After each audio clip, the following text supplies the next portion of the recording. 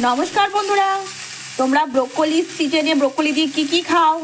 আমি তো সব রকমভাবে খাই, আর এই সবজিটা আমার খুবই ফেভারিট।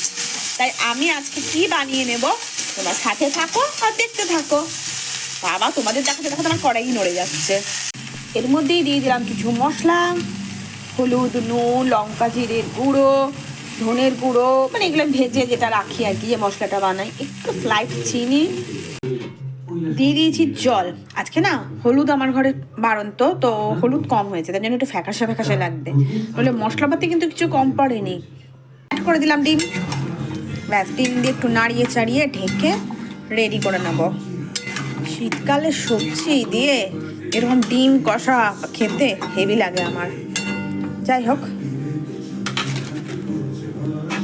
চলো আবার ঢাকা দিয়ে খানিকক্ষণ ওয়েট করি।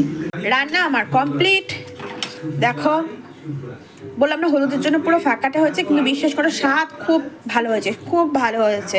এরকম ছোট ছোট আলু, ব্রোকলি, ফুলকপি দিয়ে ডিমের এরকম রসা বানিয়ে খাবে। খুব একটা বেশি ঝোল আমি রাখিনি, আমি খাবো না খুব একটা বেশি ঝোল, আমি একটু কষা কষাই খাবো। ঠিক এইরকম টাইপের কখনো খেয়ে দেখো, আর তোমরা প্লিজ জানিও যে খেতে এটা কেমন হয়। ব্রোকলি আর কে কীভাবে খাও সেটাও জানিও, আর আমি যদি আরও অন্য কোনো রেসিপি ব্রোকলি দিয়ে করি সেটাও তোমাদের সাথে শেয়ার করব। ব্রোকলির দাম এখন সস্তা, ব্রোকলি প্রোটিনে ভরপুর, তাই যতটা পারো খেয়ে নাও। কারণ এর কদিন পরেই ব্রোকলি প্রচণ্ড কস্টলি, তখন আর খাওয়া যায় না, তখন এতটা দাম, আনলে ওই তির করে খেতে হয়। এখন শান্তি মতন এইসব খেয়ে নাও, শীতের সবজি যতটা পারো খেয়ে নাও, যদি কোনো প্রবলেম না থেকে থাকে। তো আজকের মতন ভিডিওটা এই পর্যন্তই। Tata, bye bye, good night.